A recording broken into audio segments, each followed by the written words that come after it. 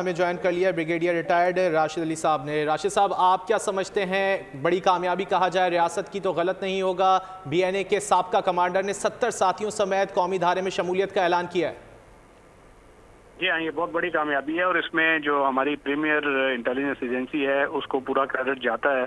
پہلے انہوں نے گلزار امام شامبے کا ایک کامیاب آپریشن کیا اور اس میں جب یہ دیکھا اس قسم کے گروہوں نے کہ اسٹیٹ کس طریقے سے ان علیحدگی پسندوں کو ڈیل کرتی ہے جو اس سے تائب ہوتے ہیں ملیٹنسی سے اور قومی دھارے میں شرکت کرتے ہیں، اور اس کو نیٹ کو پینیٹریٹ کرنا، ان کو کنونس کرنا to lay down arm, I think یہ ایک بہت بڑی کامیابی ہے۔ اور اس میں جب یہ سرفراز بنگلزئی صاحب ان کی اسٹیٹمنٹ یہ سیلف ایکسپلینیٹری ہے کہ بھارت کس طریقے سے ایک سپلائی چین کو استعمال کر رہا تھا اور ادھر دہشت گردی اور باقی ڈی اسٹیبلائزیشن پروونس میں، تو یہ ایک ڈوزیر بھی ہمیں بنانا چاہیے بھارت کی ان حرکات کا، اور بھارت کا مکروہ چہرہ جو ہے وہ کھل کر دنیا کے سامنے ہمیں پیش کرنا چاہیے۔ اور ساتھ ساتھ یہ جو ہماری بہت سے فینس سیٹرز ہیں جو قومی دھارے میں شامل ہونا چاہتے ہیں، ان پر بھی ریچ آؤٹ کرنا چاہیے اور ان کو یہ سملر پیکیج آفر کرنا چاہیے کہ وہ ہتھیار ڈال دیں اور قومی دھارے میں شامل ہوں، قانون کا احترام کریں پاکستان کے اور کانسٹیٹیوشن کے مطابق، واپس آ کر ایک قومی دھارے میں شامل ہوں۔ راشد صاحب، آپ کیا سمجھتے ہیں مزید غلط فہمیاں اور دوریاں کس طرح ختم کی جا سکتی ہیں؟ مزید انگیجمنٹ کی ضرورت ہے، مزید ان کی ری ایشورنس کی ضرورت ہے، ڈیولپمنٹ چاہیے، اور ساتھ ساتھ یہ جو جن لوگوں نے ہتھیار اٹھائے ہوئے ہیں، جو گمراہ کر رہے ہیں، جو لیڈرز ہیں، ان پہ عرصہ حیات تنگ رکھنا چاہیے تاکہ ان پہ پریشر رہے، اور جو لوگ فینس سیٹرز ہیں ان تک اپنا پیغام پہنچایا جائے اور ان کو انسینٹو دیا جائے کہ آپ واپس آئیں، ہتھیار ڈال دیں اور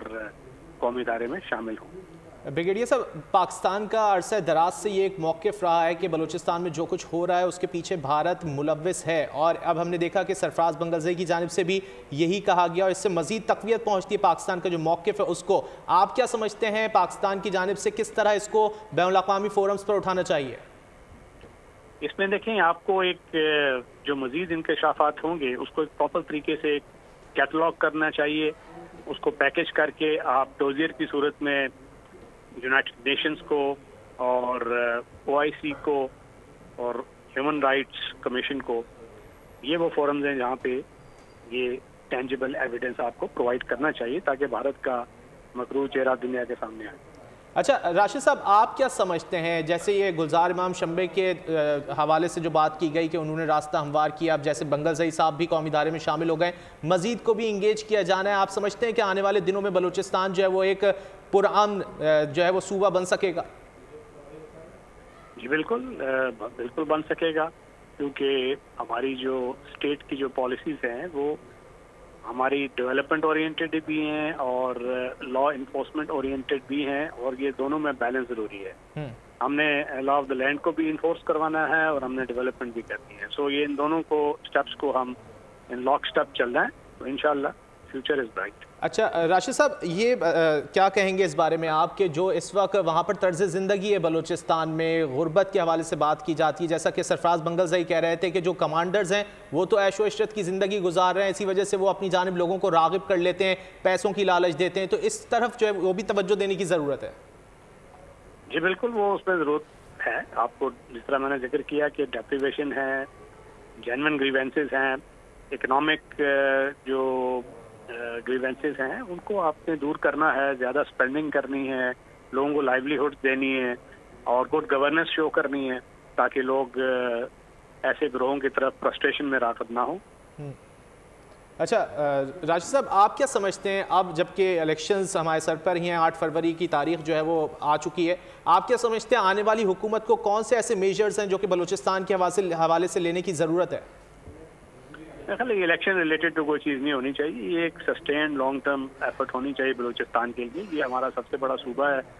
اور اس میں ووٹ اور نہ